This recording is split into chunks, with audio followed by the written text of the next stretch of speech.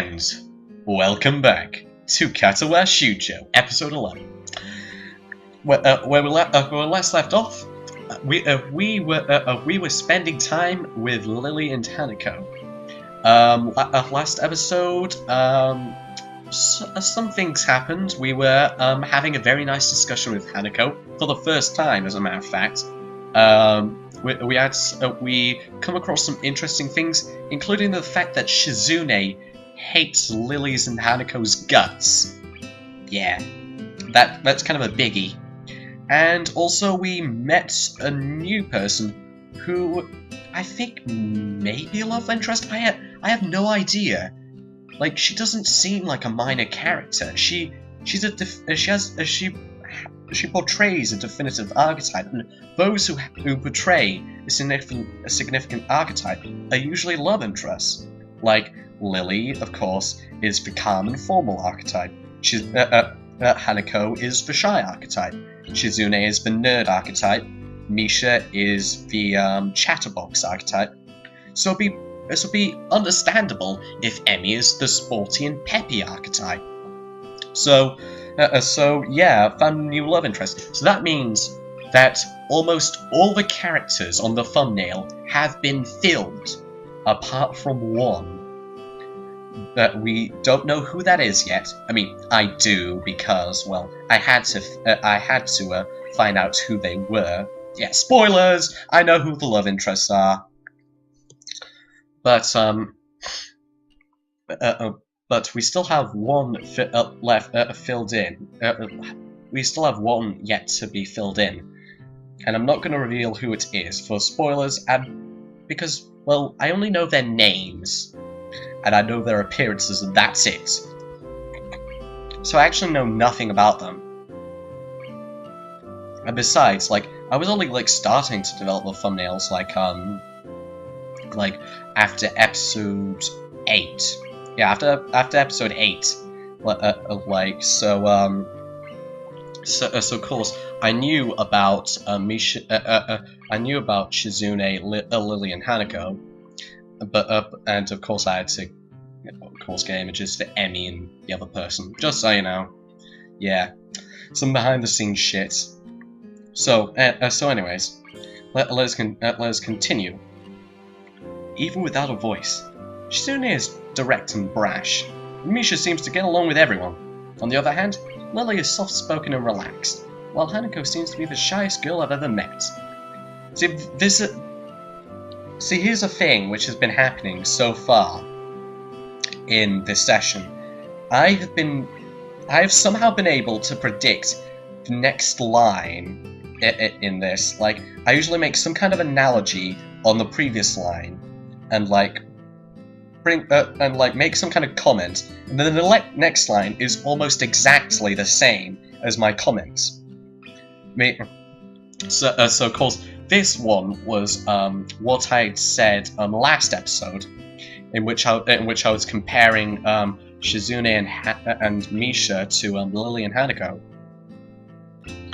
So how are you faring in Yamaku, Hisao? You seemed a bit flustered before.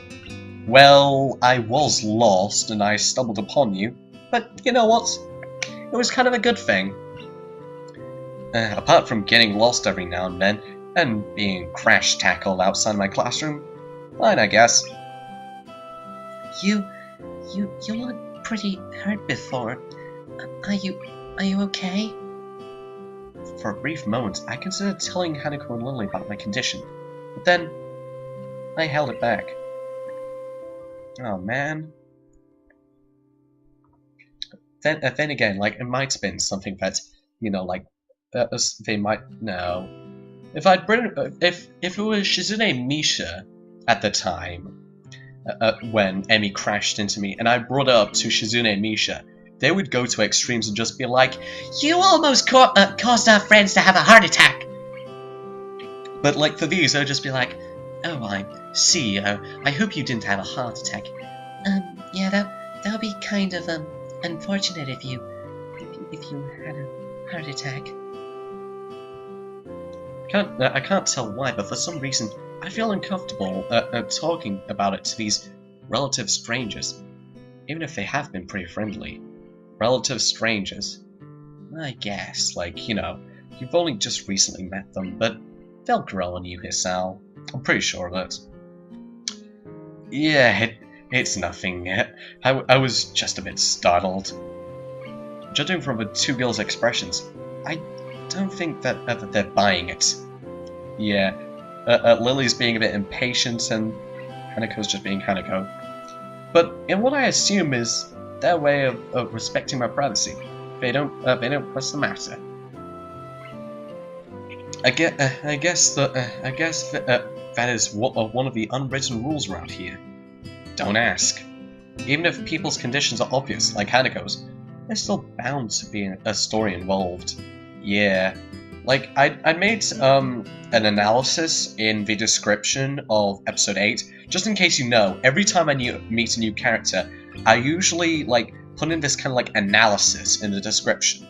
I've done one for Shizune, done one for Lily, done one for Hanako. I should have done one for Emmy last episode, although I didn't really have much to go on. So of course, like, I've only, like, given out my assumptions, and of course, like, I did like say, like, what my headcanon suggested, what might have been Hanako's story. That, well, read it for yourself, because I'm not really bothered to bring it up right now. Everyone has things that they don't feel comfortable speaking about, and I think everyone here recognizes that.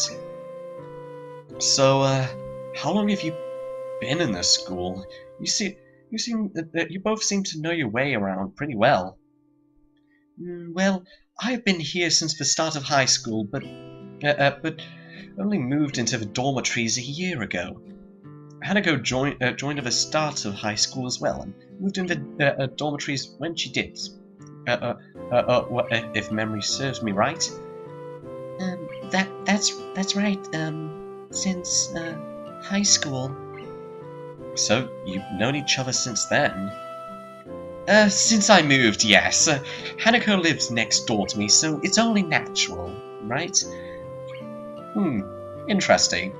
If Hanako ever has a panic attack, can always just go to Lily's room. It's kind of perfect, to be honest. Right. Yeah, of course.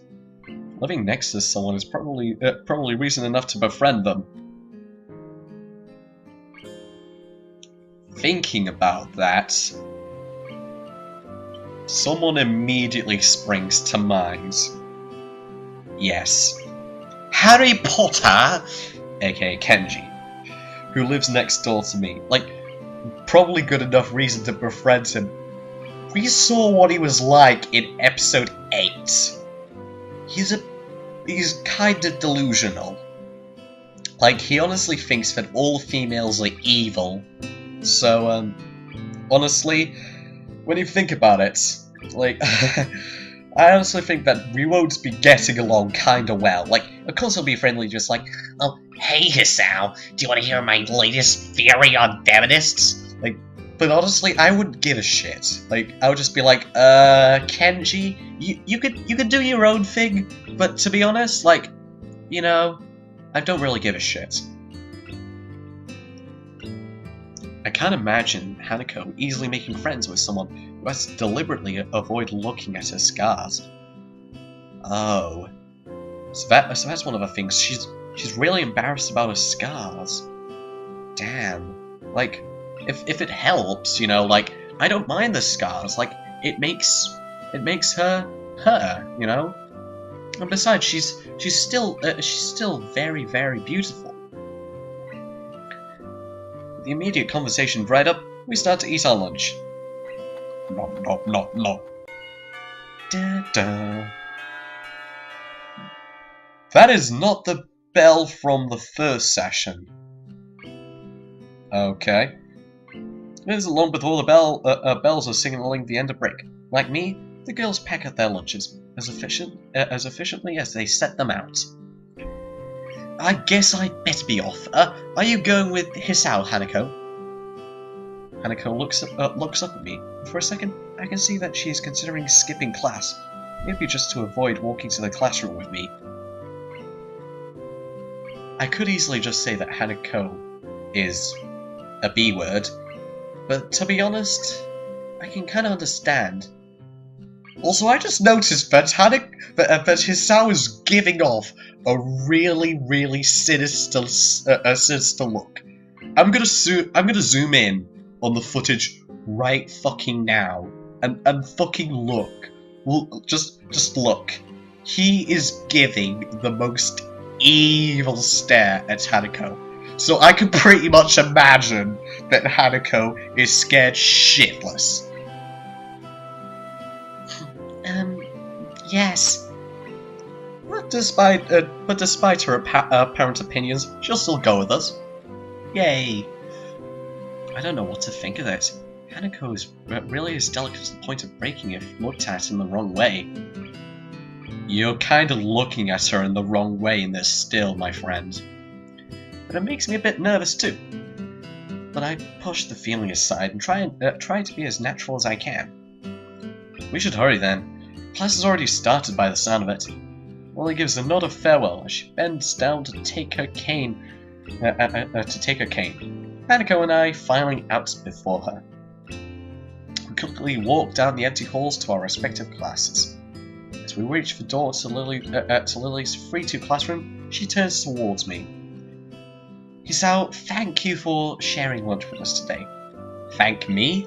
No, thank you for allowing me to join you. That's what I have to say. Thank you. Don't thank me. My pleasure, Lily. He is still modest, though. And with that, we part ways, Lily entering her classroom, leaving Hanako and I to make off to our own. She's still looking like she wants to run away. Aww. So do you really want to go back to class now? Yes. Okay then. I feel like I should say something more to her, but hard to come up with anything that would be appropriate and safe enough. Yeah. Lily was right. The more time we spend out here, the more explaining we have to do. I open the rear door to the class and walk in. Oh god, it's Mutou. The last time we saw Mutou was back in episode 2, I think? So, my fucking god. Hello, Mutou! It's been ages since we last saw each other. So Mutou looks up at me and opens his mouth to say something. However, as Hanako follows me in and closes the door, he simply nods to us and continues his lecture. I could just imagine just like, Hisao, Hisao, why are you bloody late? And I just sees Hanako just like, oh, alright, you were with Hanako. Okay. I can bloody forgive you. I'm not entirely sure what voice I used for Mutou back in episode 2. Like, so I'm just making one up on the spot. I usually make up voices on the spot for characters which I meet. Like, be it in any way, shape, or form. Like, I just think on the spot, like, you know, like, American, shy, posh, formal, Scottish, my voice.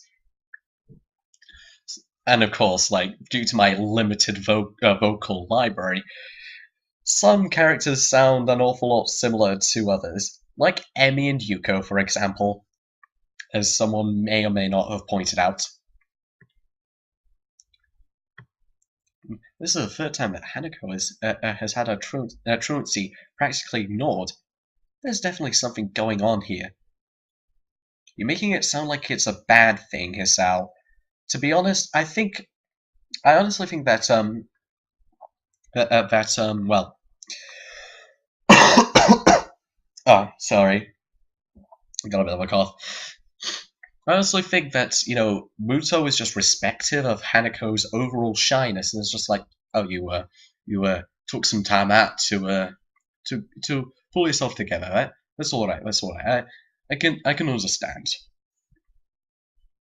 We make our way to our seats, and I notice that Shizune and Misha are both missing as well. Yay! A class without Misha and Shizune. I wonder if it's some informal agreement with the staff, or if it's a perk afforded to unique students of the school. Trying to make as little disturbance as I can. I extract the relevant textbooks from my bag and start catching up. Class goes on quietly. The teacher seems like an okay person, despite the weird first impression I got, and the material is relatively interesting. However, the way he teaches is really bizarre. It's as if he expects that everyone is a natural genius. I could easily just ask how so, or I guess I can understand. Time passes again. Da, da, da, da, da, da. When the final bell sounds, I realize there's still a lot of time left in the day, and I'm left wondering what to do. And the loud-ass music is playing. It's always this music which is loud as fuck. So I'm gonna turn it down. Cause it's fucking... Oh god. Okay. Shit. I have to, God damn it, bells! So I realize there's a lot of time left in the day. I'm wondering what is left to do. It's not at the hospital. I have 24 hours a day of free time, but filling the time is considerably shorter hours. It feels difficult. Yeah, that is kind of true. Everyone else leaves, and I'm left alone with the teacher.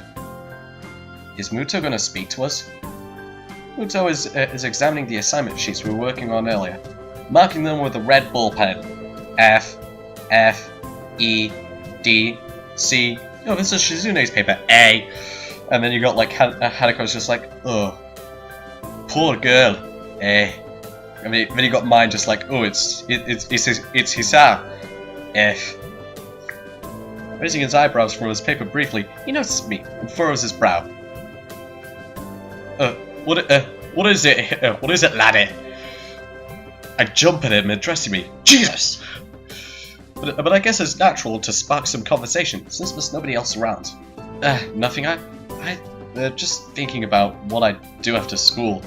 The teacher slowly puts the cap on his pen he's holding, and arranges his papers, clacking it against the desk twice. Oh, I did it 3 times. Sorry. It seems very methodical. For a brief moment, I'm reminded of Shizune. The teacher is more unhurried and relaxed, and much more routine. You have no plans? No, I considered joining a club, but don't know what kind of club would interest me. Go observe a meeting of someone else's club. Might pique your interest.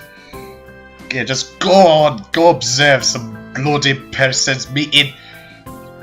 I guess. I don't know how to continue from there. Mutou looks at me in a way that makes me quickly want to take the words back to a worded conversation, but I can't, so I have to forge ahead. I just don't know how to deal with people. I mean, the other students. I'm talking to people and everything, and so it's not that I'd be isolated or anything. I just don't know what to think about with disabilities.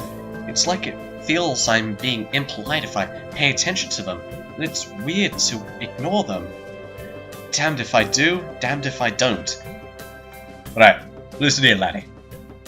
Keep on bantering about the bloody disabilities. That's how you get to them. You know, you see that? You remember that Shizune lass when you were talking to earlier? Just keep bringing up that she's all blind and whatnot, and she'll get on your good side. Then again, you're gonna have to actually talk to that through Misha, and then she'll have some of their own comments. So actually, scratch that. You know, if you actually talk to somebody else in the bloody class, you might actually find someone else.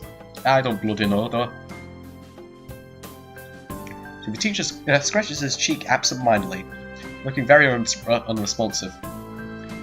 Things are only an issue if you make them one, laddie. You can talk normally with someone, even if they're blind or something. Try to look behind the superficial. There's not a single student here who isn't just a normal kid behind whatever they might seem at first glance. It says the same thing as Yuko did. I know they're right, but it's hard. How can you not consider, for example, Shizune's deafness when the only way to communicate with her is through Misha? Or Hanako, it's not like you can ignore her face. But... No, laddie! You cannot bloody do that! Wait, actually, no. I thought that was him stamping on the floor, just like, no, you listen to me, laddie. You have to respect the disabilities. Like, I know you can't ignore them, but at the same time, you can't rub it in their faces. So make with what you got and respect them for who they are. But no, it's the slamming open of a door. So what the hell is going to happen? And the music is silent, so I honestly don't fucking know. Oh god, it's Misha! Sensei! Misha crashes in, a hand straight and enthusiastic greeting, her voice loud and lively enough to wake the dead from their graves. She starts towards the teacher's desk with a bouncing step, hands energetic, swinging with the rhythm. Mutou, visibly dismayed at the interruption. Bloody Misha, why did you have to interrupt my discussion with his honestly, I'm not entirely sure if I can trust you, Misha. Misha in general stumps in his chair. Mikado. Wait, is that her name? Misha Mikado? No, it's gotta be. I don't know. Misha Mikado? I don't know. Misha stops in her tracks and looks around cluelessly, as if she's sensing from his tone that something's wrong. There's no idea what.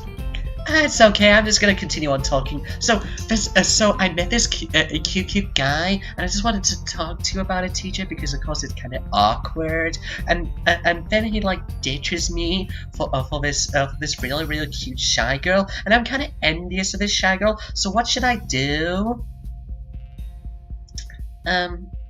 Yeah. We talked about volume control in here, lass. Yeah. But she doesn't lower her voice at all, and the teacher just rubs his eyes. Bloody hell, lass. You honestly can't control your voice. Sir, what is it, lass? We need help. We're running out of supplies for the festival stands. This is a distress. She waves a pink slip of paper she's holding around. Go get some more supplies from the bloody art room. What's the problem with that? Plywood. Plywood's always the problem. Last time we wanted more, there's only a little. But that time we just took it all and went with that. Plywood. The utmost valuable material in the world. And now there's none left, so do you know if there is some? I don't understand. How the bloody hell would I know? Come on, lass. I'm a science teacher, not a bloody technician. I mean, the president for the teacher would know if there was plywood. Was she wrong? Yeah, she was bloody wrong. I'm a bloody science teacher. I don't know about construction and wood. Mutou looks like he's in great pain. Did I just say that in a partially Scottish voice? Mutou looks as if he's in great pain. Mutou looks like he's in great pain, frowning with his entire essence, and Misha doesn't get it at all. And I'm saying Mutou's lines for him. Misha, lass, I'm a science teacher. I don't know how you could get any bloody plywood, so stop pestering me and find someone in the art room or anyone else who might know about the bloody plywood. Looking at the two of them communicate is terrible. Looking at a man being tortured by drilling his skull open while blasting pop music at full volume at the same time. The best analysis ever, my man. The pop music, Misha. The skull drilling, incessant chatter, and absolutely idiotic sentences. And of course the man is, of course, Mutou. I'm afraid I don't have any bloody idea whether there is any plywood in the school, let alone where it'd be if there was any. What should I do? Talk to somebody else, lass. I'm a bloody science teacher, not a bloody technician. How many times do I have to bloody drill it into your skull? Honestly, I thought you had some kind of technique to help you learn. I thought it was you did this on your head. Perhaps try and find Mr. Nomiya. I'm sure he'd know where to find everything you need, lass. You have to pry them from his cold dead ends. And that's a different matter. I don't have time. We're so busy. She holds her head with both hands, looking as despairing as it's possible for a person like her. Without even noticing, she crumples the note she's holding against her hair. Oh god! Oh my god! I shouldn't even be fetching these things. There's so much to do and we're falling behind schedule. Mutou looks at her gravely, then suddenly smiles. Lass, sometimes it's gonna be alright. Looks at her gravely, but then suddenly smiles. Smiling doesn't really fit his face. I think it'd be better if he didn't. You asshole, Hisao. I wonder if you could get some temporary help. He switches to staring at me focusedly. No, Mutou, please. Please, no. Please, please, please. Anything. Mutou, I'm begging you. Anything but Misha. Anything. Like, seriously. Like, I'm not even interested in helping her out. I don't mean to be a dick. But honestly, like, I got other things to do. Like, I don't know, like a really cute shy girl I'm supposed to be with. I mean, then again, I've already hung out with her today, so I don't want to, I don't want to be like, following her around. She might get a bit worried. Then again, please. See, staring at me with a hard expression as if trying to say, "Go make some friends, lad." Oh god, he's really serious, isn't he? I guess I can give you a hand. You can? Thanks, Hee-chan, you're really nice. She pauses and does a double take. Points at me with her fingers, yelping, and looking very puzzled. Come to think of it, what's Hee-chan doing here? Class is over. You should be having fun. Misha, you do realise that not everyone is all like peppy and wants to have fun 24 hours a day. Not to be cynical or anything, but I mean, like, I was just having a discussion with Mutou before you interrupted us. We had a bit of a little chat. That's well, lass. Oh no, it's not detention, is it? Are you in trouble, Hee-chan? No, I'm not. Is Hee-chan in trouble, Sensei? No, he's not, lass. Mutou sighs deeply. And I feel I have to help Misha to get her off the teacher's back. So what do you need? Here's a list. I can try and find the plywood from somewhere if there's none in the art room. She offers me the note she's holding. I take it, hesitating a bit. I said I'd help you, but this has no implications on whether I'm joining the student council or not. Aww. You were going to blackmail me, weren't you? You were going to blackmail me. I actually cannot believe that she's still at it. I actually just cannot believe her. Oh well, c'est la vie. Still, thanks, Hee-chan. Try to be quick. We're all into stall building street now. We must hurry. She bounces out of the room, leaving me and the teacher looking at each other with something that feels like a silent agreement. Yeah, I completely agree with you, laddie. She's completely bonkers. Well, there you have it. You got something to do now. Please don't sound so smug. Looking at a list with a number of items ranging from paint to plywood, all written with small neat handwriting, which is undoubtedly Shizune's. I heave a sigh. I'll be going then. Letting the long list limply at the teacher, I exit to the hallway.